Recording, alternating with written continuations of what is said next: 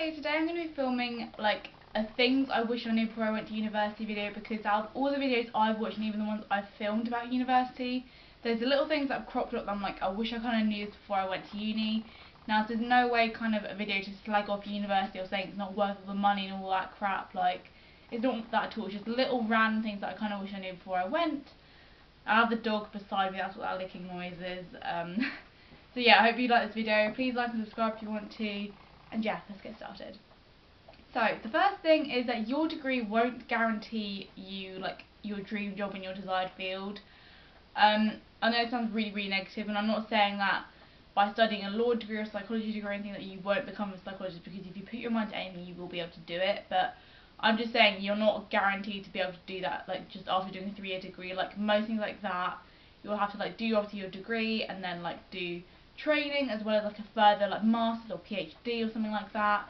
So yeah, just make sure you search up your like desired career and like see what you need to get there. I'm going to link below a really helpful video about psychology degrees and like how this girl didn't really know what she got herself into when she studied a psychology degree, which I kind of wish I watched before I went to uni. But yeah, it's really helpful, and I'll see if there's any others like that as well. So yeah, just make sure you search up your degree and what it takes to get to your desired career path. Yeah. The next thing is that university can be boring. This might come as a surprise to you because everyone is quite, like most people are either really positive about uni or really like negative about it. But like I feel like I can't speak. Alice Thorpe summarises quite well. She said that like university is really fun and exciting, really stressful with work, or you kind of go through weird bored phases where you don't know what you're doing with your life. I feel like especially after the first sort of month of uni where all the excitement kind of dies down and people are getting to work, or like you don't really have much work to do, you're kind of like sort of in a weird limbo thinking like, right, what can I do next? Am I meant to be doing something? I think especially with uni where you're not in for very long periods of time, like you're not actually in university buildings, like this could really vary on your course, but like I know I definitely felt this like towards the end of uni where I had 2 weeks still left at uni, but I didn't have any lectures or exams or anything because I was waiting for my friends to finish and to go to summer ball. I was just kind of sitting around thinking like, what am I here? So it was really weird, like I'm paying all this money and I'm not even doing anything. But I feel like if you're going through a kind of weird bored phase, just think, right, what can I do? Like, can I get ahead of myself with any reading or upcoming assignments? Because I think with me, my problem is I do kind of start assignments quite early, so I kind of get to that weird bored phase quite quickly. But yeah, if you haven't got work to do, maybe try and organise something with your friends or help them out if they're studying for something. So yeah, like just try and keep yourself busy, I'd say. The next thing is that weekends can be really weird at uni, especially when you're like kind of close to friends that are either home for the weekend or they're not in the flat or whatever. I just feel like because everyone's so busy during the week, like, why are you breathing so heavily? Oh dear, it must be a bit hot. Yeah, where everything's so kind of busy and jam-packed during the week, like you have all your student nights, or like nights out and stuff like that, like, because we'd always either go out on a Tuesday or a Thursday. We did go out on weekends during the sort of first semester, but kind of second semester we didn't.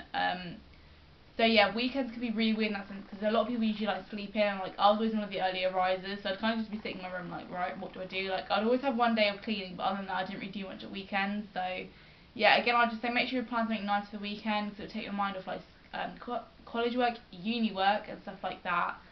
Or if not, maybe invite your friends up, or maybe go see family if you want to, depending on how far away you live.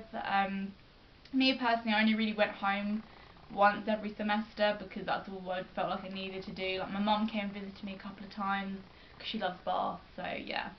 But yeah, as I said, weekends it can be quite weird, because I know with me when I'm home, like my mum kind of plans stuff during the weekends, but when I'm at uni, like you obviously don't have a parent planning stuff for you, so yeah, weekends can be a little bit weird like that.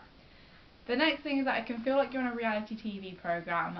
This might be a bit of a weird concept, but I think where you're kind of living, especially in halls of residence, you're kind of living in like a communal kind of area with people you don't know so well. Like you can be sat in the kitchen sometimes, and like I think especially with me, where we had 12 people in our flat, it especially felt like this. But people would be talking about maybe some other people, and then like those people would walk into the kitchen. It would be super awkward. Like my flat wasn't completely bitchy at all. Like we did for the most part get on quite well, but there were certain periods where people might have done something that upset someone else or whatever. And yeah, it could be like a little bit awkward at times. But honestly, I think if you're having any problems with people in your flat, just honestly just face up to them, or maybe just even message them privately and just get it sorted so it doesn't make it awkward for the rest of the flat. The next thing is that housing for second year is a bit of a nightmare, and probably third year as well. Yeah, I didn't really kind of consider this like when going to uni. Like finding a house is so stressful, especially with Bath, because there's two universities. Like there's such a competition to find a house and like get one secured, because often you'll find estate agents are kind of booking in like double booking viewings and stuff like that. So they have like 5 people lined up for like one house. You can get your hopes up, and then it will just be taken away from you like within an email, and it's just so heartbreaking. But yeah, I'd say try not to stress about it too much. If you're not being successful with housing, go to university accommodation team. They can help you out. So me and my friend are actually going back into university, like owned accommodation for the second year, which means it's really expensive, but that's all we kind of really had the option to do. So at least I'm not homeless. Like I don't have to commute, like do a 3-hour commute to Bath every day. So yeah.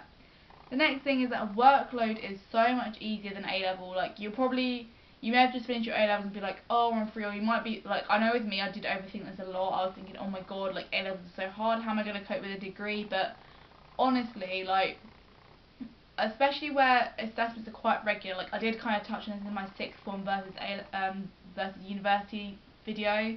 With university, your assessments are so much more regular than A levels, because obviously with A levels you do have like probably one chunk of course and then like 5 or 6 exams, whatever. Like honestly, there's so much less you have to like just retain. Like there's so much less revision you have to do throughout the, well, you probably do about the same amount throughout the year, but it's way more gradual and like more manageable.